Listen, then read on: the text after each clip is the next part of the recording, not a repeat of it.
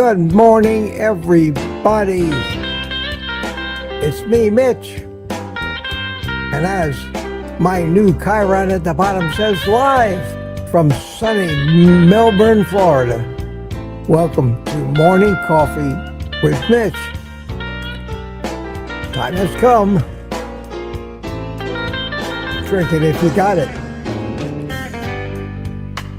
How's everybody this morning? Good to see you all. Tuesday morning. Got the official coffee cup this morning, and I am doing great. I'm feeling great. Energy's coming back. Still recovering though. Still running out of energy sometime in the afternoon. But all in all, things are improving beautifully. So let's fade out the music. A little housekeeping here. Get rid of the annoying scrolling thing down at the bottom, and say it is good to see you. Good to see you. We're going to do Thursday as well. I'm going to give it my best shot to do the 6 days a week. Get together with my friends so you can get together with your friends, although you get together with your friends a lot. I got some show notes today and a few things to talk about, and I thought I might get back into the habit of doing maybe some kind of a short monologue to start this off, instead of diving right in and saying hi to people and going through the Who Got Here at 8:30 contest. Sometimes I think that might get a little old. I don't know. People seem to enjoy it, but I want to talk about things more topical, I think.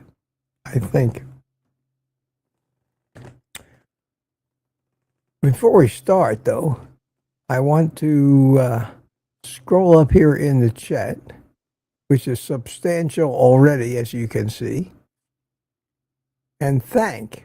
Wow, look at all this chat already. We just started. I got to go through all this. Where is it? There it is.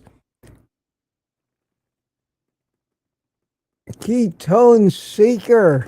Thank you so much, my friend. Gifted 5 private community memberships. And what that means is that these next 5 people that you see right here, have a 1-month membership on Ketone Seeker. Come to the private community live stream Thursday night at 7 o'clock. And if you like it, you can join or continue your membership. And if you don't like it, we appreciate you trying. And we've met some great people because of these gifted memberships. A lot of people don't know what it's all about. A lot of people just refuse or don't want to spend money. I can understand that. I guess in my case, I'm probably one of them, because I don't belong to anybody's private community, and it kills me to pay the $15 a month or so to YouTube so I don't have to watch their stupid advertisements. At any rate, congratulations. We have standing foot, heartburn. Matt, how you doing? Michael Blade. Hey, Michael Blade, there's a blast from my past. Good to see you. Dan Galasso. Hi, Dan. Welcome. And Jim W. We hope to see you in the private community live stream on Thursday night. So now on Thursday, I'm going to start the day with a live stream and end the day with a live stream. Ain't it great? Also, don't forget my Buy Me a Coffee and my Amazon links to help support this old guy's efforts, and I appreciate that. And I want to put that link to the Buy Me a Coffee in the chat because I can. Here you go. And We will do this. And that's that. Okay. I'm releasing a video, a follow-up on the frozen hamburger patio video with some very interesting findings, and I think you'll like it. And that video will come out closer to 3 p.m. today, because that's when YouTube tells me most of my followers are online. And a video stands its best chance of doing well and getting promoted and pushed out by YouTube if it comes screaming out of the gate, if people dive on it when it's first released. So you have to time these things. According to the YouTube gods. The one thing, I have two other things on my list here. I have, says talk about carnivore documentaries. So I'll briefly talk about that because we've been talking about them with the animal movie. And it seems like all I have to do is think about something, and it keeps popping up in my YouTube feed. And this morning, one of Vinnie Tortorich's, and if you don't know who Vinnie Tortorich is, you should find out. He's a fascinating guy. Has put out some great documentaries, including Fat, the documentary. And this morning, Fat 2, the documentary, comes popping up in my stream. And I said, wow, it's Vinny. I got nothing to do for 15 or 20 minutes. Let me sit here and watch this. And I started watching it, and it reminded me of just the difference between what I consider documentaries that have a chance of really convincing somebody that they need to do this for their health. And of course, somebody is texting me. Who is it?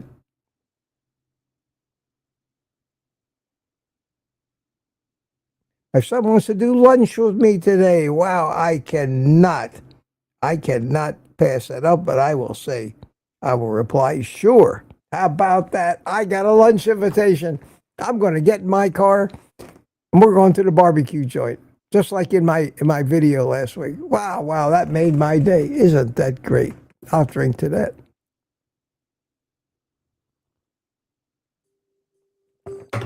All right. He's texting me back again and said, I'll text you when I know more on time in line. I said, let me just text him back a thumbs up. I hope you'll pardon those little information interruptions. I have a life that I try to live besides all this stuff too. And I'm not bashful about bringing you along. I'm not going to film this today, though. Been there, done that last week. We used to go once a week, and I'd love to see that started. Tomorrow, I got to drive all the way to Orlando to get my teeth cleaned. So you talk about stretching out. That's going to be a little ambitious, but I don't think overtaxing at all. I'll let you know on Thursday morning how that worked out, and I'll smile broadly and show you my pearly. I can't call them pearly whites. They're not white anymore. Whatever color they are, they'll be pearly though and clean. Where was I? I was talking about the documentaries. At any rate, this documentary was,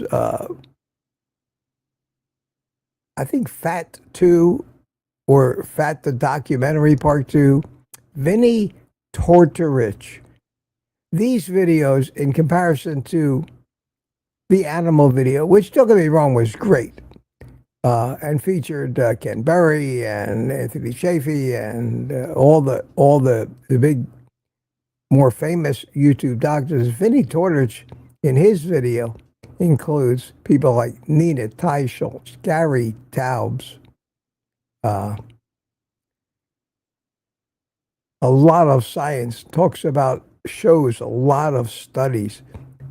It's more of an evidence-based journey through what the standard device is really doing to you and why it's wrong, why you can't believe the test. They talk about Walter Willett and Harvard and all the fraud that comes out of that place. And it means something. And those videos are the videos that got me into this. It means something to me. So I'd like to see more of them. Although you can't have too many carnivore videos. But you got to include the science and the history of it. And you got to talk about how we got here, where we went wrong, why we went wrong, and what we need to start thinking about doing to turn it around. And that should, I think, be the main focus of a lot of these documentaries. So I did want to mention that this morning. I have one more thing I want to talk about, and if I have a little time a little later, I'll bring it up. But for now, let me go back in the chat and see. Oh, I got to go all the way back in the chat here and see. There we go. Michael Pregler was first, and he was here yesterday, last night at 8 o'clock, 8:10 p.m. So welcome, Michael. Glad to see you. Gary Dostlo checked in last night. Mary M. Number one in our hearts. There it is. And Duck's Quacker was a little clogged up this morning. Rick, Charge of Mopar, how you doing? See you tomorrow. Smoothie chimed in last night. Retired Rick Carnivore. Hey, happy Tuesday. Guess what day it is? I don't know, Rick. Your birthday? Maybe. Meet Twos was here. Peter chimed in. B81 Mac.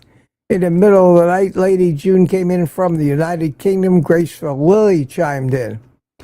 At 2:52. Too hot and humid to sleep. Oh, sorry about that. Yeah, there's a big heat wave. I saw it on the news this morning. Here in Florida, it's going to be the over in Melbourne here, it's going to get into the upper 80s today. So Florida, we're not really having a heat wave, but we will. Myra Jamil, how are you? Good morning, dear Mitch. Love to see you coming back on more frequently now, almost every day. Great. You are indeed meat powered. I'm powered by something. Sheer will, maybe. But I'm sure the meat has something to do with it. United Carnivore is here from Tampa. Michael, good morning. Michael came in at 4:22, followed by Cliff Medina. Hi, Cliff. How are you? At 5:59, 6 o'clock in the morning. Wayne Herman popped in. Roxanne, friend, good morning to you. And Mike Shilley Sr.'s here. Good morning from Melbourne, Florida. Ketone Seeker, and thank you again. Thank you again for those gifting those memberships. Really appreciate that. Rick came back in this morning. Good morning from the tropical jungle of Westwood Lakes. Francine Bourgeois here. Hi, Mitch and all for a very human and hot. Yeah, I can't believe the heat in Canada. Wow.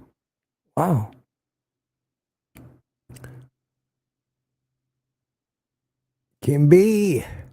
Good morning from Georgia. And there is the official entry where Ketone Seeker gifted those memberships, and that was at 8:01. Bacon Baby chimed in. Hi, Bacon Baby. Graceful Lily chimed in.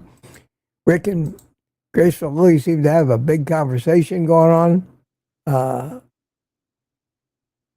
And on. There we go. B. Matt. How you doing, Matt? Good to see you, my friend. And Rick and Graceful Lily, Rick, Graceful Lily, Rick. Aaron, making morning coffee. Booby Goats, good to see you. And is there any wonder why Rick is number one on the hit parade this morning?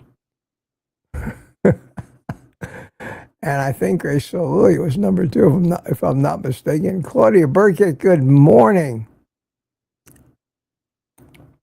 Good morning, Claudia. How are you? Because she says, good morning, all. And here was somebody new from yesterday, and she's back. Carnivore Jury in the middle of a forest. I commented on what might be the longest YouTube name in history. Good morning, all. Had a great time yesterday and wanted to join in for more fun again today. Got to get ready to go to PT, so I'm listening initially. Well, good to see you, and thanks for coming back, Jerry. We enjoyed having you yesterday. Rachel Lilly, good morning. Claudia Burke, any cooler now? Everybody, ever having a heat wave is a song. Remember that? A tropical heat wave. Don't ask me to sing. It's ugly. Lori is with us, Lori Whitesell. Hiya, Lori. And she's out there with her full name instead of the name of the channel, which is Lori's Carnivore Story. But yeah, me too. I've had it coming out. I'm not afraid to put my last name out there again. Now that my second ex-wife is gone. I mean, gone for good. I covered that before. Don't ask me to go over all that again, but I'm not broken up about it. Been divorced from her for over 20 years. Wow. Time flies too fast. Oh, I didn't make a... We at 8:30 yet? No, we're not. 8:29, retired Rick, 8:29, Joseph Stevens, good morning. Much goodwill and positive vibes to Mitch's loyal fans and Mitch as well. Thank you, Joseph. Very nice of you. Very nice of you. And we're still 8:29. Everybody's taking a stab at it, 8:29. And 8:29, and Lori again, and Graceful Lily, and Rick. Holy cow, look at this. Holy cow, it keeps going at 8:29. and the winner this morning, retired Rick, first. You got it. How did you know? You must be sitting there with it. Watching the second end on the clock, and you've got the timing down, and you know exactly how, if you need to wait a half a second or a full second, or you need to anticipate by a second. Good work. Congratulations. And followed by Lady June, Smoothie, Claudia, Bacon Baby, Carnivore Girl in the middle. Let us know what your first name is, so I can call you by your name if you like. And by Lori, 8:30, Michael and Terry Sue. Hi, Terry. How you doing? You got in there at 8:30. Booby Goats. Aaron did. Gracefully got in there more than once at 8:30. So did Rick. Peter finally chimed in. How you doing, Peter? Good to see you. Well, with the way the chat's gone today, I may not ever get through all of this, but QQQs. My speech is getting better, but there are certain things that I trip over my tongue, and QQQ is kind of one of them.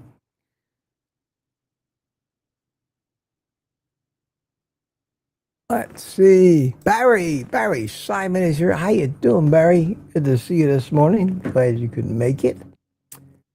And still at 8:30, and the first at 8:31 is Sandy Blythe. Good morning, Mitch. Good morning, Sandy, to you. Gary, what happened to you this morning? You're a minute late, Gary. You must have been out getting coffee or something. Good to see you. Good to see you. Anybody else new real quick before we get on with it? Sue Middleton, good morning from Southern Oregon. We don't have a lot of viewers from Oregon. I don't think so. Whenever I hear the name of the state, Oregon, I think of oregano. Is that just me?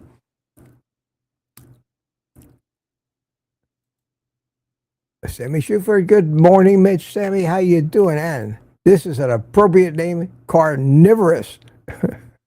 Good morning. Morning, my friend. How are you?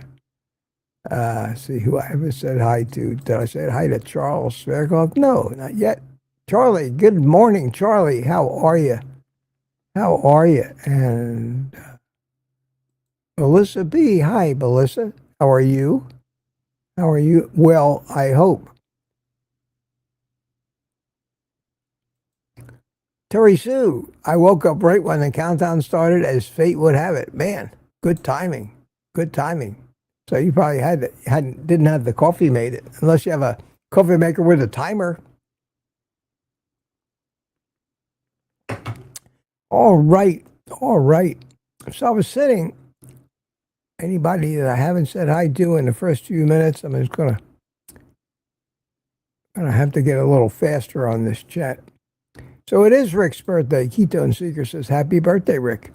Happy birthday. Happy birthday, Rick. What are you, 29, 30? Tired young? Everybody's saying, happy birthday, retired Rick.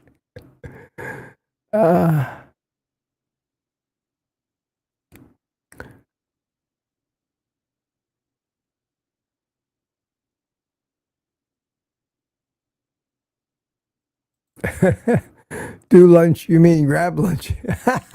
No, I can do lunch. I tell my son, have your people call my people, and we'll see if we can arrange it. Put it on my busy schedule, which is basically anytime, any day, anywhere. I'm available.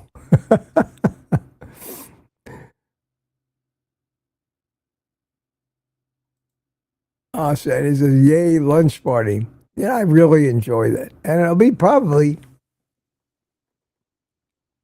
even more enjoyable for me when I'm not trying to film it, because when you're trying to film something, it's you're not really in the moment as much.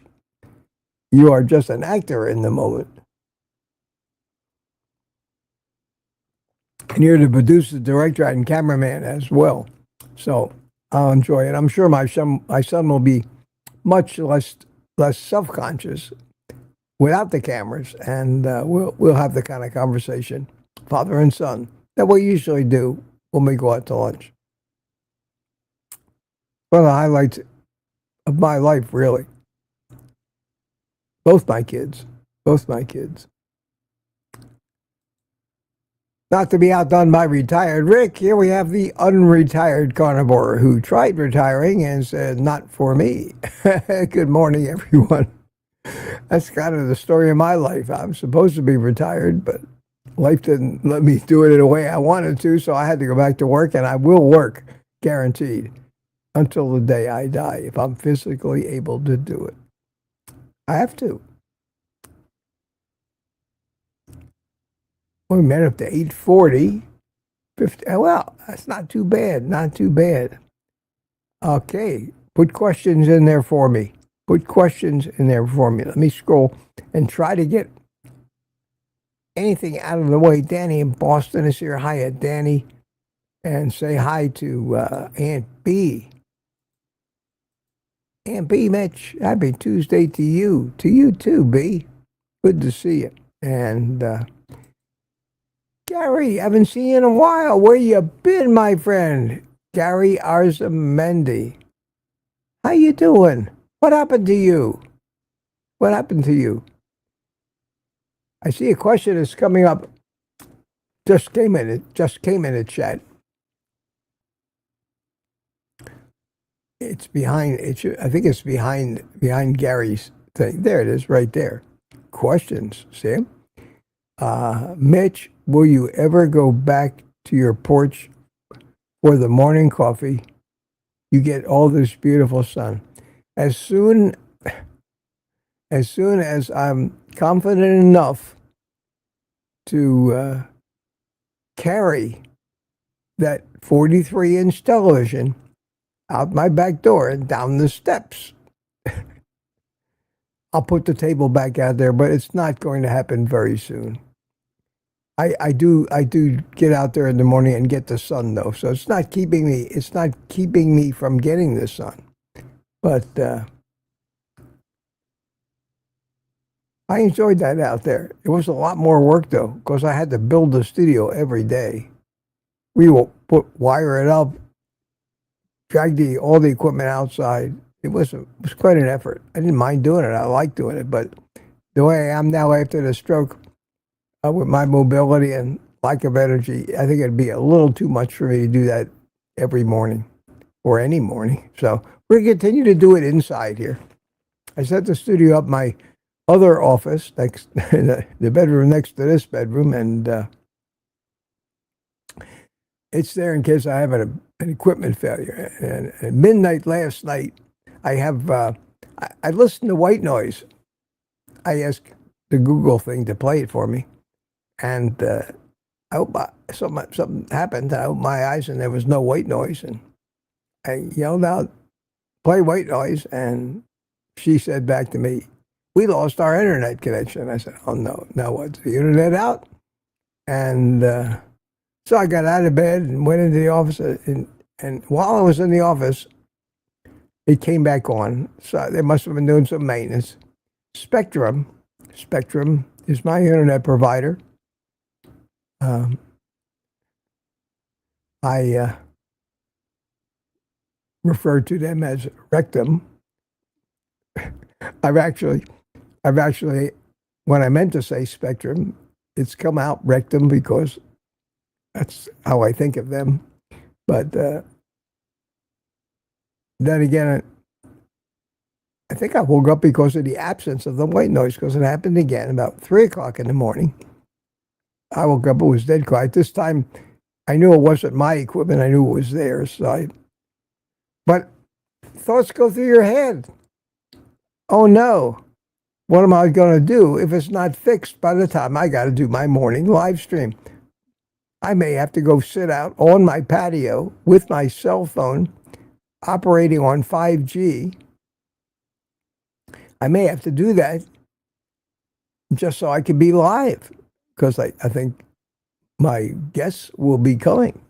So, I got an email here. It might be from some of you guys because it's on that account. Let's see.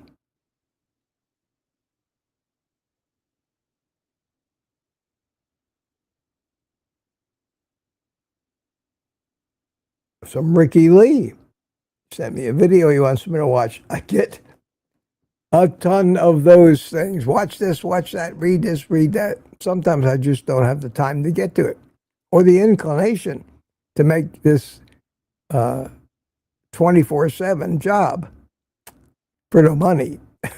I have other things I have to do. Let's see. So Gary, I said hi to Gary. Yes, good to see you, Gary. Good to see you.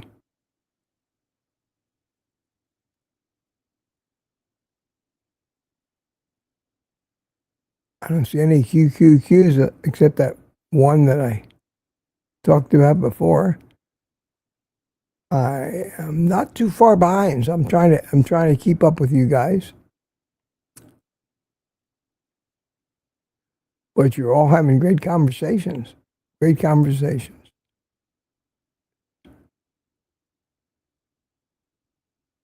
Oh, how do you guys type this much? If somebody I haven't said hi to, good morning, Karen Harju. I am new. I thought so. Welcome. Good to see you. Thanks for coming. Thanks for coming. Everybody's saying hi to you now. Senator McDonald's here. How are you? Evening from your future. Yeah. From the other side of the world. Other side of the world. Peter says it's a beautiful day in South Florida. I'm outside doing my morning walk. Feels amazing. Yes, it does. I miss those morning walks, Peter. My morning walk seems to be from my bedroom out to the kitchen. And occasionally, every 2 or 3 days, I'll take that walker I've got and go out in the street and walk. Not a long way, but try to stretch it out a little each time. It is a slow comeback. Everybody tells me how fast. I mean, for me, it seems like it's taking forever. But when I put things in perspective, I'm very grateful that I'm recovering as fast as I am.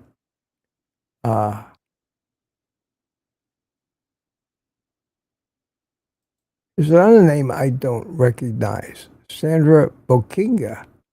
Hi, Mitch. How are you? I'm doing well, Sandra. Considering the circumstances, if I was any better, it'd be illegal. I still stand by that. I still stand by that. What happened to Sandy? I must have missed that. Well, I'll catch it. I'll catch it. Oh no, my mouse has died. Why did my mouse die? It's my new mouse. I can't, it won't move. Well, there's a reason why I kept the old mouse here. So we will turn the new mouse off. Could have worn down the stupid battery that it came with already. That doesn't make sense. And we'll turn on the old mouse. And I can move the mouse again. Only I have that back button that I seem to hit accidentally, and I hope I don't dump myself out, but I think it's just a battery. I wonder if I got a... You see here that this is... I called tech support when that happened, and I answered, "What's your problem?" Customer said to me, "My mouse stopped working." So I said to my customer, "Have you tried replacing the battery?" And he said, "I just happen to have a battery right here in my drawer. And, when they ship these mice, they come with, it still doesn't work, so it must have lost its Bluetooth connection." So we will leave that for later, but I got a mouse that works, but at least a little light came on. So what happened to Sandy? Oh, now I need to go and make this mouse so that the proper mouse button works again, because I have to, every time I reboot the computer, go into the mouse settings, and I have to say, use the right mouse button. Here we go. Okay, now I'm back. Catastrophe averted. Peter says, "You will probably outlive me." So you're talking about Sandy. I can't take the time right now to go back and find out what it is, but Sandy, whatever it was, I hope you get better. Meetitudes, how you doing, Meetitudes? Good to see you. Gary, hey Mitch, taking care of a very sick family member. Missed you a lot. Appreciate yours. Thank you, Gary, and I wish you the best with your family member. I hope they get good. They get better. I hope they get better. I still don't see any questions. Here we go.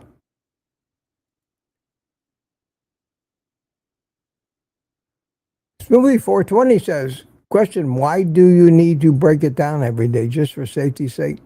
It's out of my porch, out of my patio, in the heat and the humidity. That's, we're talking about a very expensive, high-end notebook, very fast notebook computer, a monitor, a TV set. I keep a TV set on the porch, but I buy, it's not even a 4K one.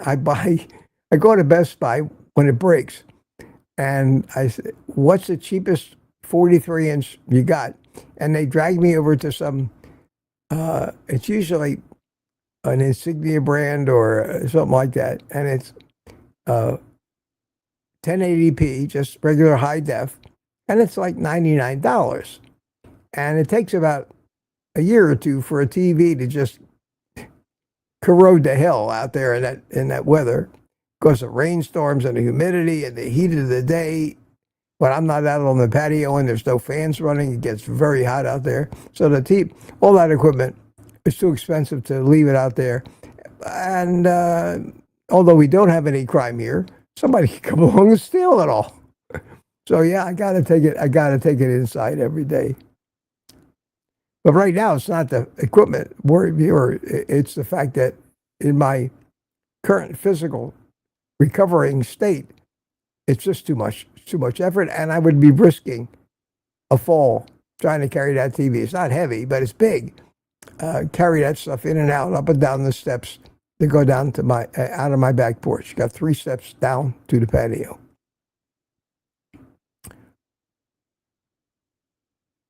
Let's see what we got here. Rick Booby. Let me stop for a second because I'm not too far behind. I'm only about I'm almost caught up. I'll catch up, and then I'll get into something else I wanted to talk about,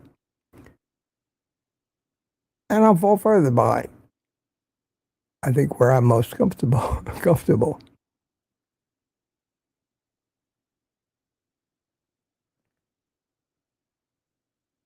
Wow. Ricky Lee says, Mitch, your recovery is awesome. Thank you, Ricky. Ricky also says, Sandy who? I imagine Sandy Blythe. I'm trying to remember any other Sandy that we have here. I probably could scroll back in the chat and try to see what happened.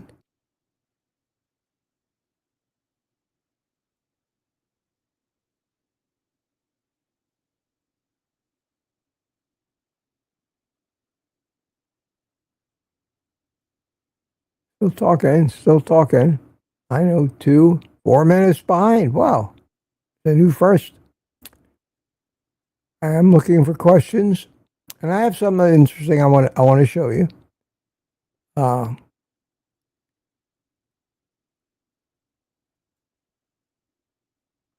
Ricky Lee says, Mitch, what's one of the best movies you've seen? Are you talking about carnivore docs or just movies in general?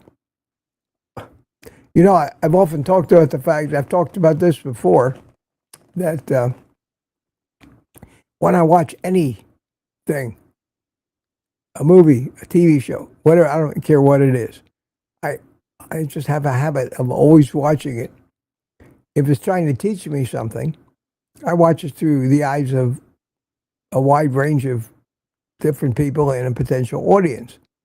If it's an entertaining movie, I always watch it through the eyes of a filmmaker, editor, sound man, set dresser, and all the crew that goes into making a movie, and see if it, through their eyes, would be. And when I talk about the movie I like the best, I take all that into consideration. I think that's what they do when they have Academy Awards and things like that.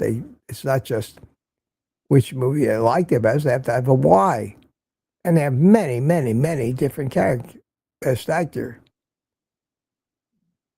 best producer, best director, best musical score, best cinematography. Well, these are all things that go into making a movie that truly impresses me, but I'm different. I acknowledge that. And the movie that most impressed me from an overall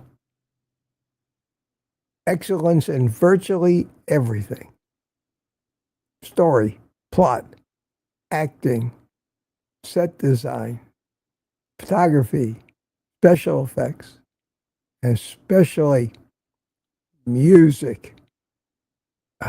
Music plays such an important part in anything that we watch. People don't realize how that music is manipulating your emotions. You just have to notice it. Once you start noticing it, you can actually study it. So how did they get me? How come tears are coming out of my eyes now? Whoa, how come I'm shivering in fear right now? How come I feel so triumphant right now? How come I'm in love right now? It's all the music and how it weaves in with the story. And the movie I'm talking about, you might think I'm crazy, was written and directed by Luc Besson, and it's called The Fifth Element, and it starred none other than Bruce Willis. What a What a ride. That movie is a ride. That's all I can say. It is nonstop. It grabs a hold of you and doesn't let go. And all the while, you're trying to figure out what the hell is going on.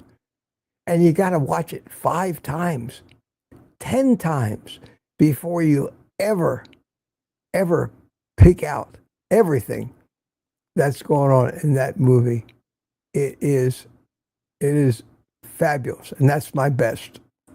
I know there's other great movies, but not that's at the top. I have a lot of movies I really loved, but none that left me speechless like that movie did.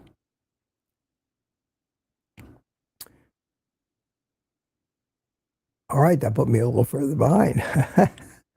Looking for more questions. There you go. Ricky loves the Fifth Element. See, yeah, people are all over the chart in their opinions of that movie.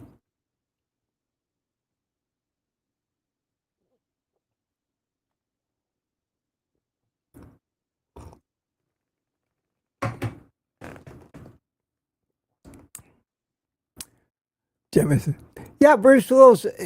Everybody always laughs. Oh, it's a Bruce Willis. The guy, I love his movies. I love them. Die Hard, all the Die Hard movies. They were great. He's a little cliche, yes, but that's great. I mean, I remember his TV show. What was it? Where he's a young private detective. That was the name of that. Escapes me now. Laurie Weitzel loved The Green Mile. I thought that was a great movie, but I'm not one for morbid movies and prison movies and death row movies, even the great ones like The Shawshank Redemption.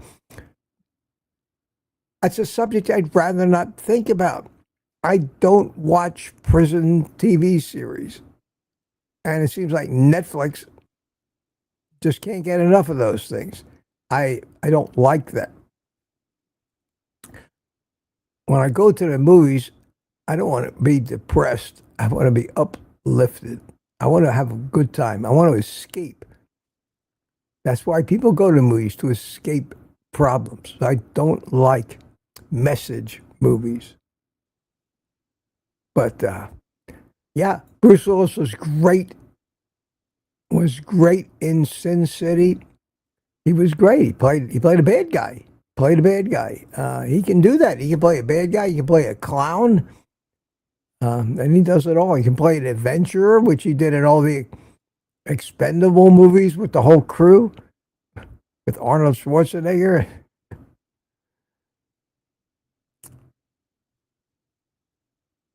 Okay, I got to the end of the chat. Wow, how about that? Laurie Russell said, Green Mile surprised me, hooked me in 5 minutes and couldn't move through the whole thing. Yeah, it was a great movie. It was a great movie. Great movie. Jemmett says, watch your video on worrying. We all worry, but sometimes wish I didn't worry. As Laurie says, worrying kills. Yeah, worrying increases stress. Stress increases the stress hormones like cortisol and adrenaline. And it's great to tell people, don't worry, be happy. But like addiction, we're not in charge. We're not in charge. We can't just say, oh, okay, I won't worry about it. It is too deep-seated, just like addiction is, in our ancient programming, and worrying was necessary to survive back then because you had to take proactive steps to alleviate the danger of the things you were worried about, if possible. And if you didn't think about those things, if you didn't have that nagging thing, if you didn't get stressed about those thoughts, if your cortisol and adrenaline weren't becoming jacked up, you would physically not be ready to act when the danger happened, like an animal attacking or something like that. So worrying is like our national defense. We have to be on the ready all the time. The problem is being on the ready all the time takes its toll on our physiology. So we have meditation and we sit around campfires singing Kumbaya and we do all these things and we become hippies and we don't worry. And we, most of the time, have terrible catastrophes happen to us because we're not prepared. So you got to find a balance, I think. You got to find a balance. And the fastest way to stop worrying about a particular thing is to gather information as quick as you can, make your plan. And I do it in this way.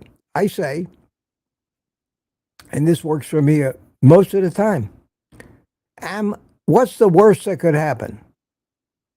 If I'm worried about something, I have to discover its relative importance first.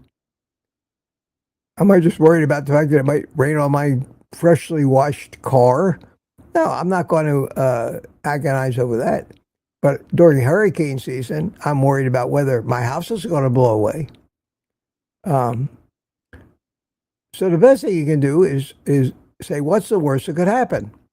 In the case of the car, I can say, well, the worst that can happen is my car gets wet and it'll dry with water spots and I'll have to take it to the car wash again if I really care that much about it. What, be worried? So I stop worrying. In the case of a hurricane blowing my house away, I'm going to worry. There's nothing you can do when a threat like that is coming down on you. And you can watch it on TV and the radar and see the damage it's done to everything before it got to you. I've been in that situation. So what's the worst thing that can happen? Well, number one, the power's going to fail. Okay, let me get ready for that. So I get the generator out, set up the backup stuff, make sure I'm ready for that. You know what happens? I stop worrying about it, about the power failures. Okay, what's the next worst thing could happen? Well, your roof could blow off and you have to evacuate. Okay, so I get a few go bags ready, get my car ready, make sure I can get it. You have to do something that's proactive, and that will reduce the amount of worry because you now don't need to worry as much. You are prepared. So worry is something, and that's the point I tried to get through in that video. I record these things off the cuff.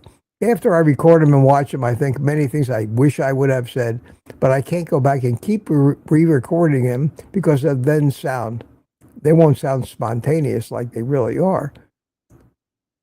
They'll sound very, very scripted, and I don't like that. So I just do the talk like I do live stream here,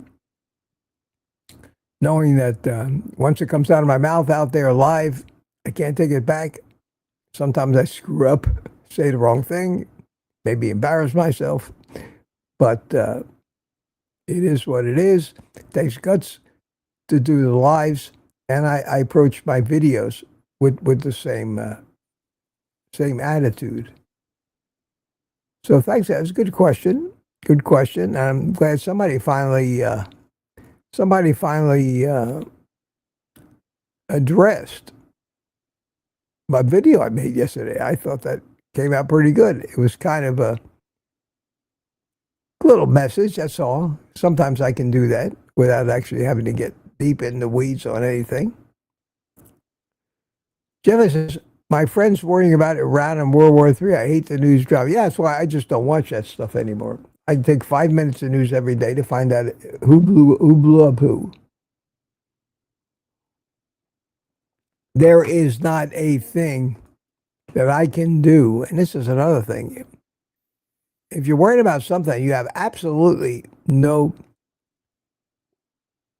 controlling interest in, and no matter what happens, you basically are going along for whatever ride, there's not much you can really do if you worry about everybody who claims it's World War III. Most of that shit is alarmism.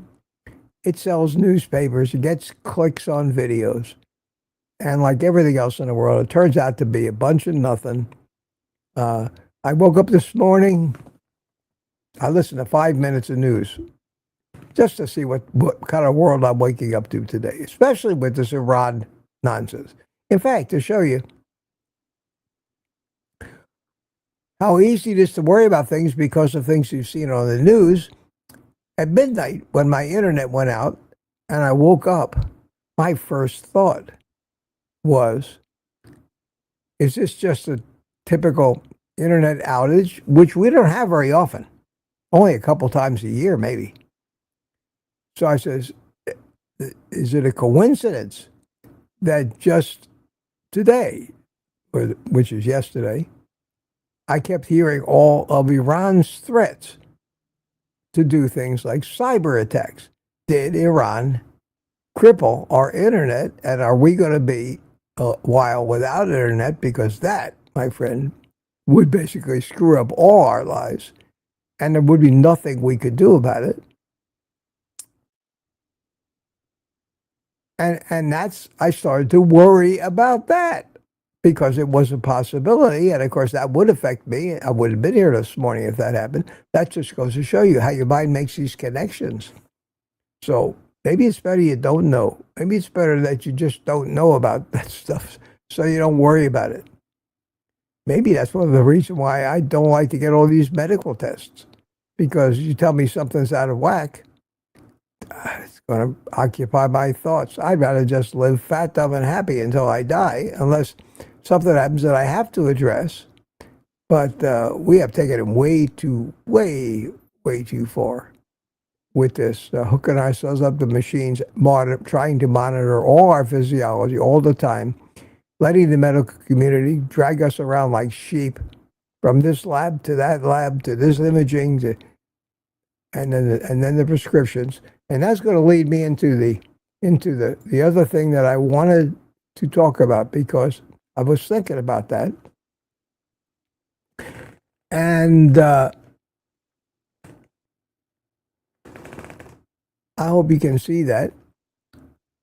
If not, I'll read it. I asked Google, how many deaths a year are caused by medical errors? Because I've had my own experiences. I blame the medical system for pretty much everything bad that's happened to me in my life. Yeah, I've had a few accidents, but it's been compounded terribly by the inadequacy of the education of doctors when it comes to metabolic health and other things. Plus, they're just way too busy trying to sell us stuff that ends up being harmful to us because it's all about money. So I asked that, and this is from Google, and this is their AI overview. Now, keep in mind, let me make this point. Artificial intelligence is not intelligent. It's not.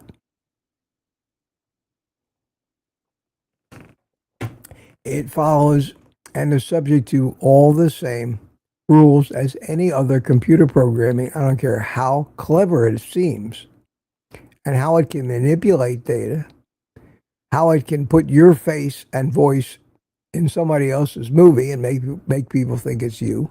That is a mechanical action programmed.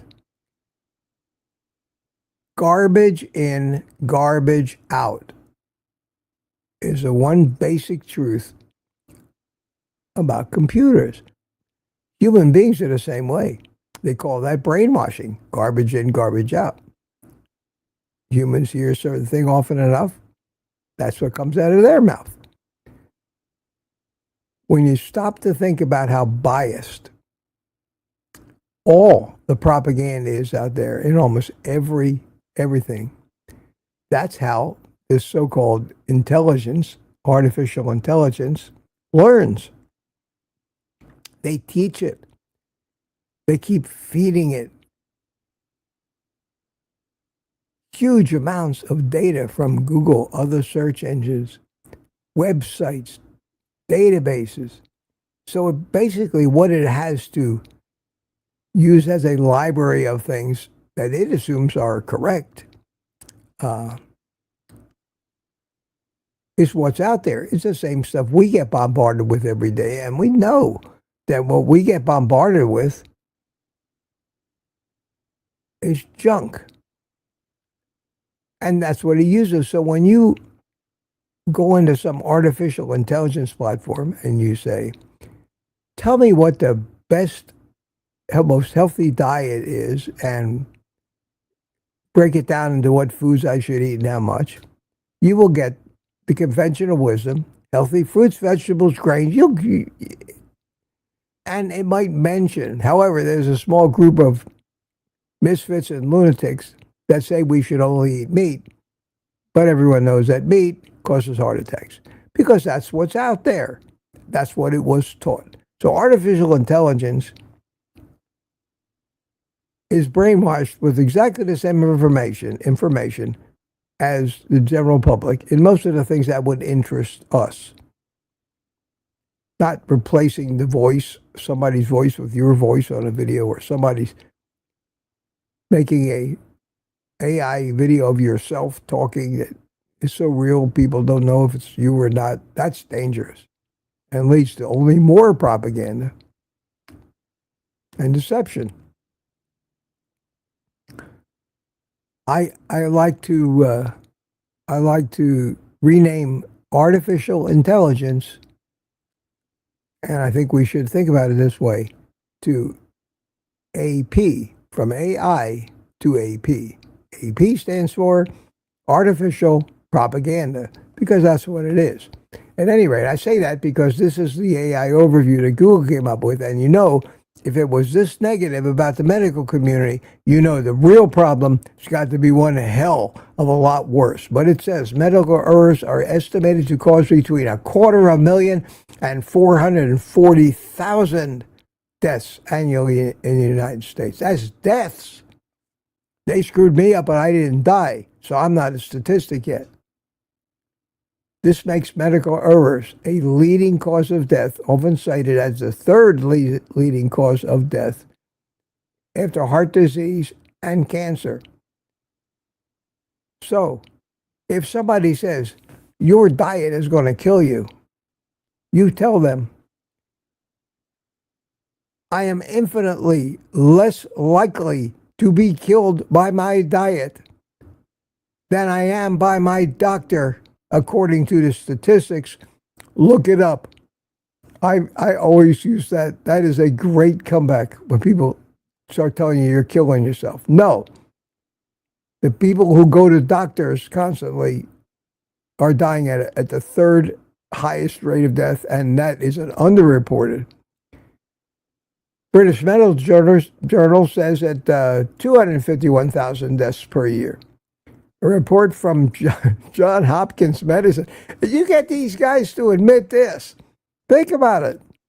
These are the guys that are bringing you all of the propaganda about how healthy broccoli is for you and how deadly red meat and saturated fat is. A report from John Hopkins Medicine suggests that nearly 800,000 Americans die or are permanently disabled. See, it's a different metric. By diagnostic errors annually across all clinical settings. 800,000 people suffer one way or another because of the practice of medicine as it currently stands. That is unconscionable. Unconscionable. Another study published in the Journal of Patient Safety estimates that medical errors may contribute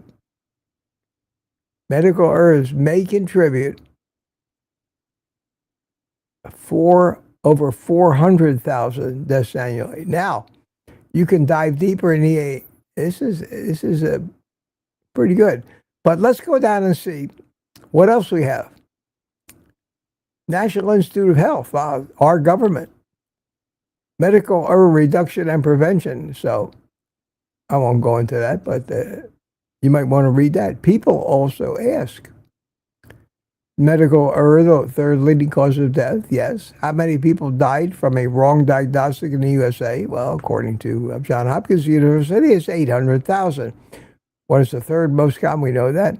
What are the statistic on medication errors? But then let's go down some more.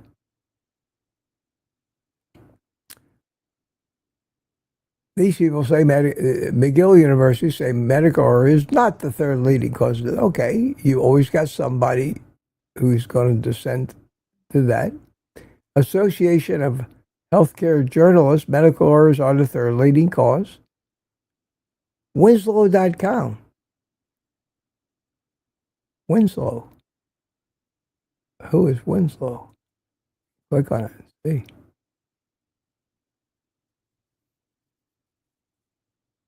Ah.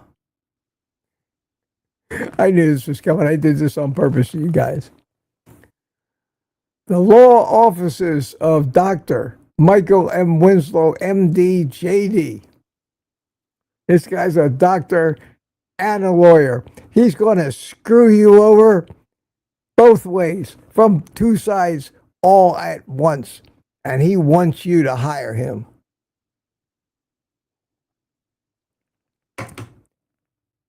That's there right now. There, right in one example is the current problem in the United States of America that we can never fix. So I thought that was interesting. Look how high up in the Google search that came. First page. First page. It's a lawyer, ambulance chaser, commercial, turncoat doctor, who is a doctor, but plays lawyer and sues his fellow doctors. It's the most despicable, pick a side, my friend, pick a belief. That is the most despicable human being you can imagine. Wow, wow, wow. We had one of those in Orlando.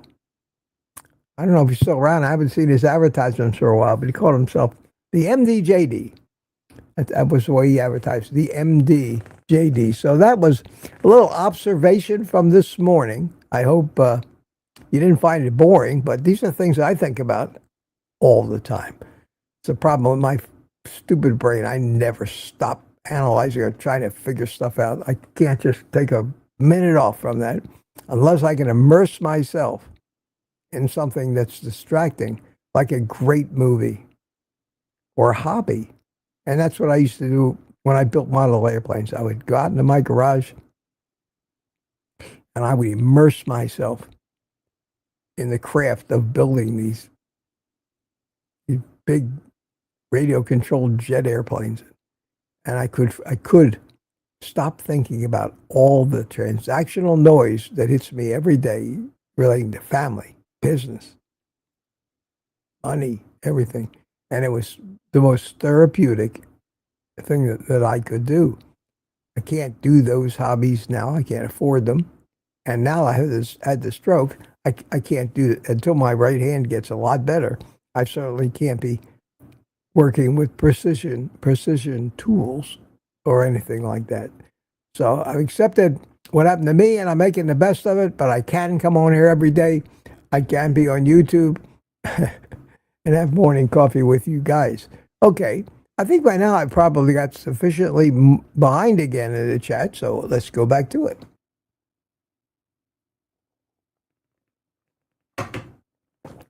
Where did I leave off? I don't know, because both my chats are at the bottom, so let's go back.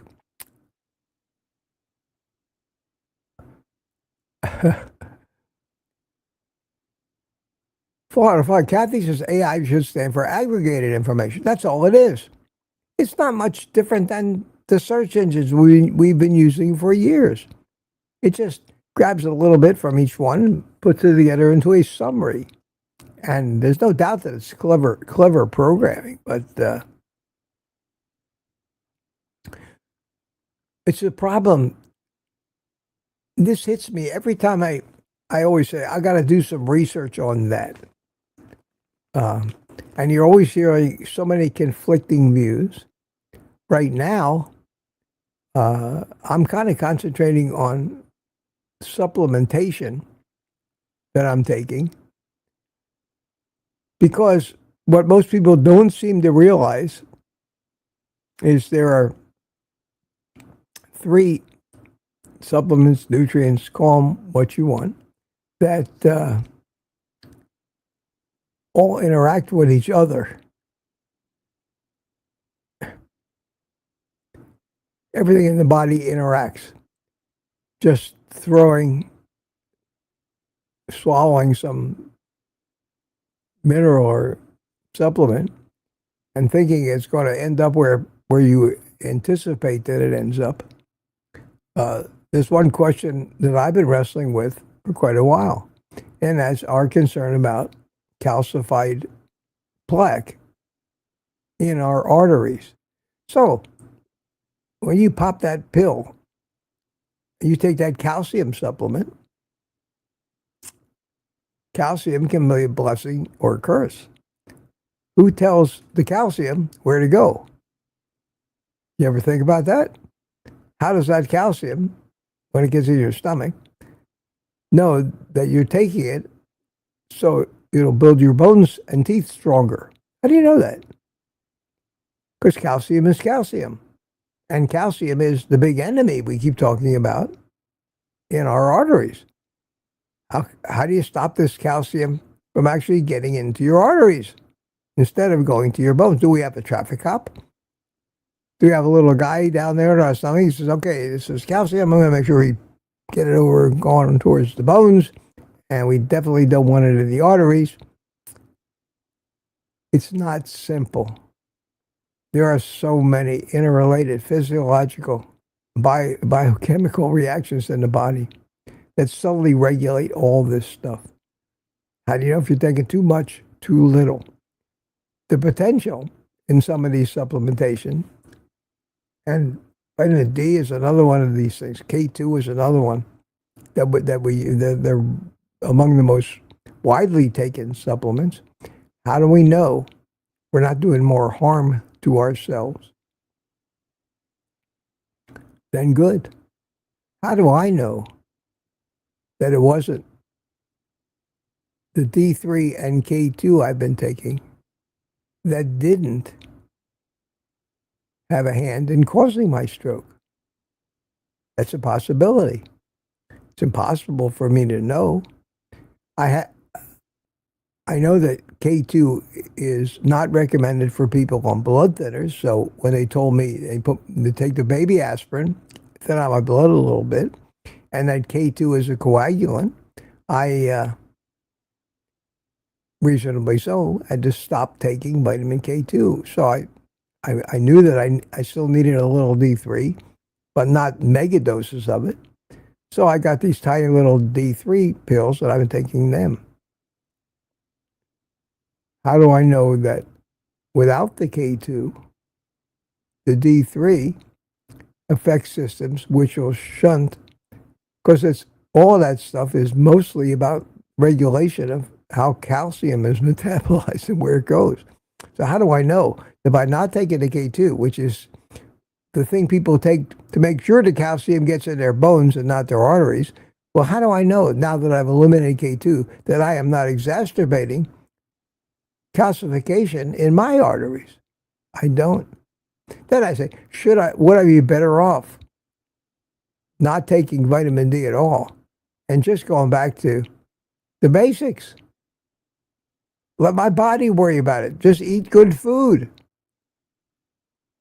And if there's a shortage of it, but the fact that we have this pill mindset, take a pill, I think is responsible for those 300,000 to 400,000 deaths a year from medical stuff. I think we're doing more harm than good by trying to outsmart human physiology. But we all have to make a bet. So when you research things, you're researching propaganda. How do you know what's right, what's wrong? Every time I try to research something, I've got two experts yelling at each other, making videos, reacting to the other guy's video, and coming up with arguments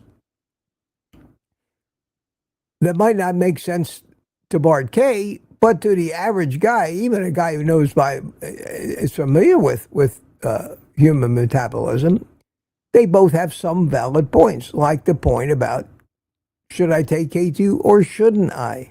Does it really coagulate my blood, or is it was the warning against it for people on blood thinners that only applied to things like warfarin and not just a baby aspirin. I don't know. I can't find out. Every time you try to read all, you go deeper and deeper, and you get more and more conflicting advice. So then I fall back on my thing and say, well, maybe I just stop taking the vitamin D completely. I started it because my vitamin D was low, but it wasn't too low to cause symptoms. I got it up by taking 5,000 international units a day. Did all of this supplementation contribute to me having a stroke? Because the things I need to try to find now are the things that will prevent me.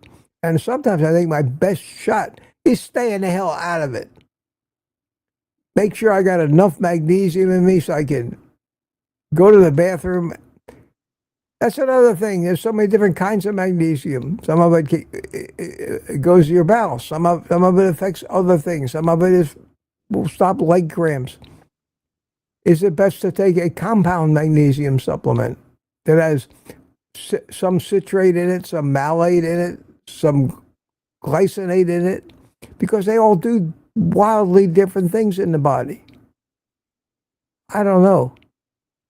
Where do you go to get the proper recommendation? I try to, when I think I've discovered something, I try to share it with you. But that doesn't mean I'm correct, because I wasn't born knowing all this stuff. I'm trying to ferret it out. So it is very confusing, but I can tell you this. In my opinion now, the less you fool with it, the greater your chance of not being killed by a doctor. Not being killed by a doctor. I used to use that years ago and didn't even realize, because that statistic has always been there. And I used to use it to defend my cigar smoking, of all things. Because the number of people who die each year from smoking cigars is infinitesimal, and as expressed as a percentage, probably less than 1%, less than 0.1% of cigar smokers die as a direct causal attributable fact to cigar smoking. So let's say that 10 or 20 people, 100 people every year in this country die, and somebody claims it was cigars that killed them. It's another thing. How does a medical examiner know what killed somebody? Most people don't get autopsied, and even when they get autopsied, how do they know? They can't examine the cellular pathways to see what happened. They look for obvious things. You know, guy's got handprints all over his neck. Obviously, he was strangled. Okay. So I used to tell people, I said, did you know that in this country, 300,000 people died at the hands of a doctor, and only 100 people died from cigar smoking? And that means you are 3,000 times more likely to be killed by a doctor than a cigar. The logic there is unquestionable. It is real. It is real. Now people say, well, if so many more people go see that. Yeah, it's a joke. It's a joke, but it's true.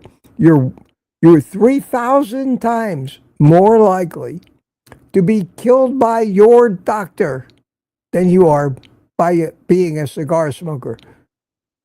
My advice, fire your doctor, then fire up a cigar. I'm telling you. Don't tell them I told you to do that, because somebody will sue me or put me in jail for attempted murder. Because just about everybody, we know that now, has got it. all wrong and 180 degrees backwards. But God, are they keeping the Porsche dealership in business? Are they keeping those country clubs and those $1 million mansions flowing? These people are making a fortune on the death and misfortune of others. Yes, they do some good. Yes, I attribute doctors for saving my life from an accident. That is something they did as a mechanic. Stay out of my metabolism unless there's something wrong, something genetic. There's research you could do that. They want to test. Everybody tells you got to get this test, you got to get that test. You can't get those tests. Most people don't even have these tests that actually mean something, have them available. So you're better off, I think, as a bet for having the greatest chance at a healthy and long life, staying away from doctors unless something breaks. Unless something breaks. I know we need the doctors. There's many good doctors. The best of them are in our community now. And those are the ones with the common sense. All right, I pontificate.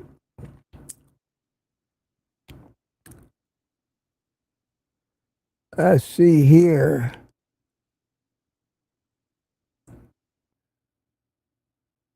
I'm 26. Yeah, I was about a 10-minute little speech.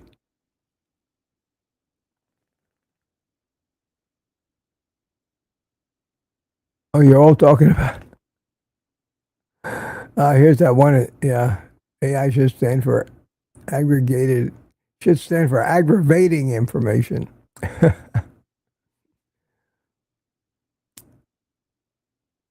Yeah, you're telling Chicken Little stories now. The sky is falling.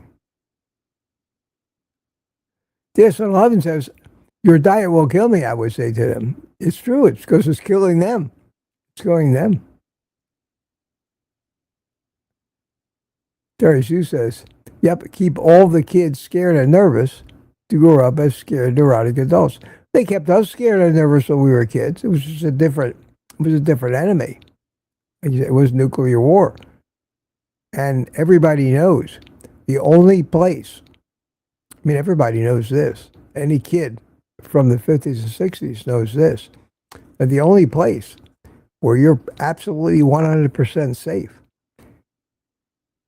guaranteed to survive the worst of a nuclear blast and the radioactivity and the fallout, the one place you can go is under your desk in school. We all know that. We all know that. If it ever happened now, I wonder how many of us at our age would be headed for the schools to hide under those desks. Because we know, everybody knows, that is the only place where you can survive a direct nuclear attack. I wonder how many people have this. Is this guy serious?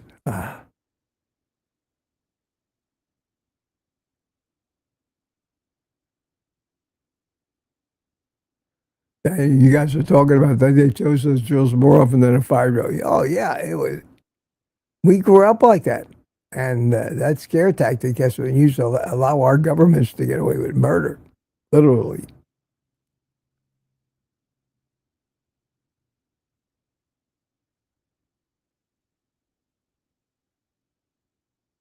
Okay. I'm time to maybe wrap this up. Gonna get to the end of the chat here. Stephen Albach's got here. How you doing, Stephen? I haven't seen you in a while here in the morning. Good to see you. Mitch, are taking Dr. Burzian? No, I don't take anybody's supplements. Any doctor, anybody. I respect Ken Berry a lot, but I'm not buying his supplements. The only supplement I ever bought from anybody was as advertised on YouTube, was, and they may be good. I'm not saying they're not good. I'm saying that supplementation has to be done almost in a prescription manner. You can't just blanket take shit. You don't know what it's going to do to you. People are overdoing this shit left, right, and center. And that one supplement it might be great for somebody, it may hurt somebody else. Depends, because their physiology and their state of health is different. I'm not going to do that. I did take Dr. Berg's electrolytes for a while, but they were flavored, and I wanted to get rid of that. They were expensive, and I wanted to get rid of that. So I came up with the basic 3 ingredients: salt, potassium, and magnesium, and went with a widely accepted ratio of them, made my own. I know there's nothing in there that can hurt me. Nothing that can hurt me. The rest of the stuff, I take the baby aspirin to thin my blood a little because I had an ischemic stroke, and that is a prophylactic measure not to have another one. Something caused the first one. I had to change something, or I could. What's the logic in saying, well, I'm not going to change anything? Well, something caused the first stroke. If I don't try to make some modification, it's likely to happen again. I don't want that. So, yes, I'll thin out the blood. And I'm still trying to figure out anything else I can do. But I don't want to overdo the changes. I may do more harm than good. It's very possible that this was a once-in-a-lifetime little hiccup. I'd like to think that. But I can't. I'm not going to be happy with that. And I still worry about what would happen if I had another stroke. I had to go through all of this again or worse. And it would probably be worse. I've resigned myself to what's the worst that could happen. Well, it's the end of my life. That's going to happen anyway, sooner rather than later, because I'm not 12. So I'm okay with that. I'm okay with that. But I would like to continue doing what I'm doing. I would like to have another 20 years or more left. I'm not done living yet. But you find when you get to my age, you do start thinking differently about death, which is unthinkable for a young person.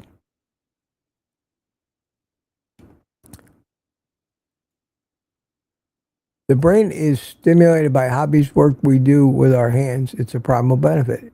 Absolutely. Absolutely. Absolutely. No doubt about that. Mitch number, look up baby aspirin every day. So many views from Dr. Stein said thinning blood, it's a scary shit. Don't know, Jim. Don't know. I know that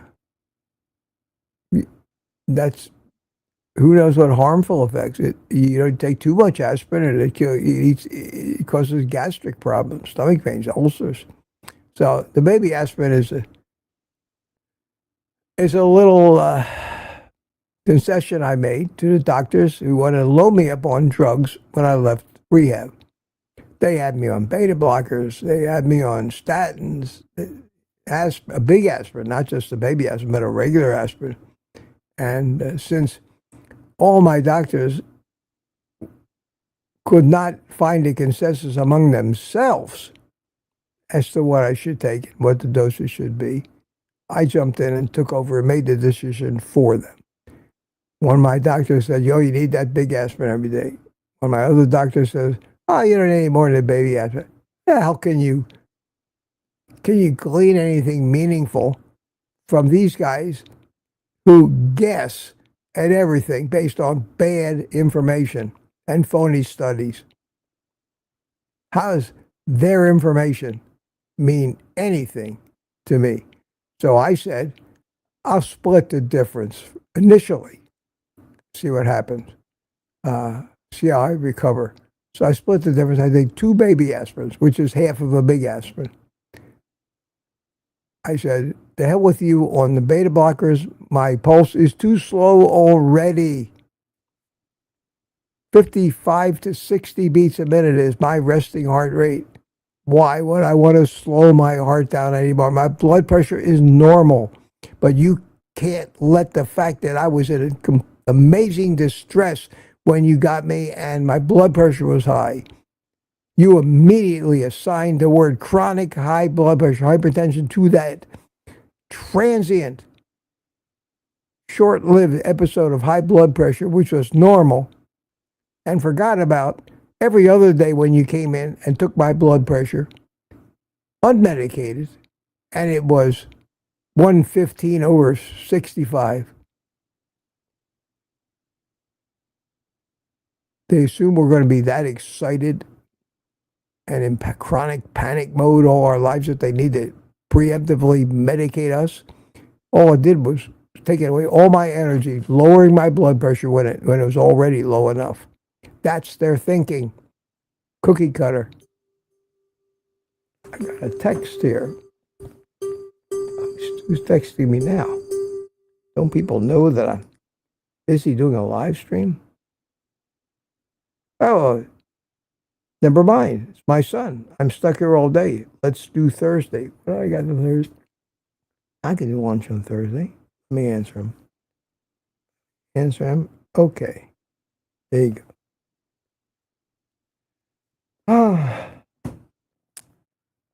Well, we'll do Thursday instead. I was kind of looking forward to that.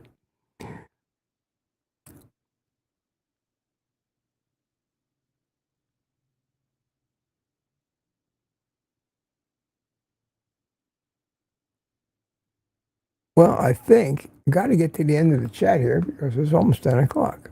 I like to at least keep it to 10 o'clock. We've kind of hovered around 100 people. That's not bad. Not bad. Kathy, I have high homocysteine. Some studies show 8 vitamin supplements are good for this, and other studies say they are very bad for it. Exactly. So, what do? You got to flip a coin. Roll the dice. The only way you could know for sure was to find a long-term, large cohort, randomized, double-blind study of people who have a problem with their homocysteine. Its study doesn't exist. Not without variables, confounders, conflicts, drug companies with agendas. Those studies are worthless, all the studies. The only study I know that's not worthless is Dave Feldman's study.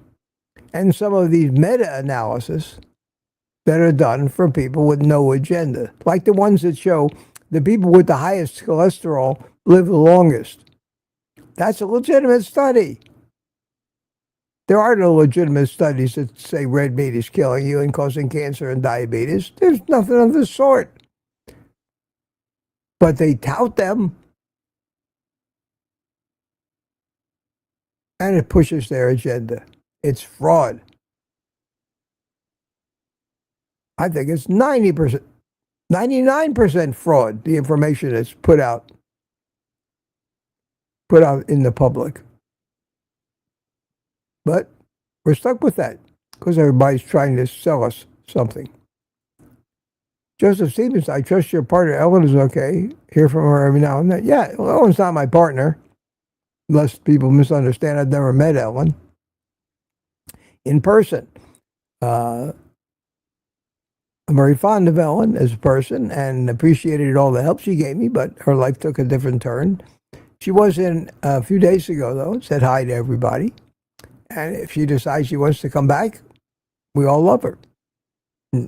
That's pretty much sums up my relationship with Ellen.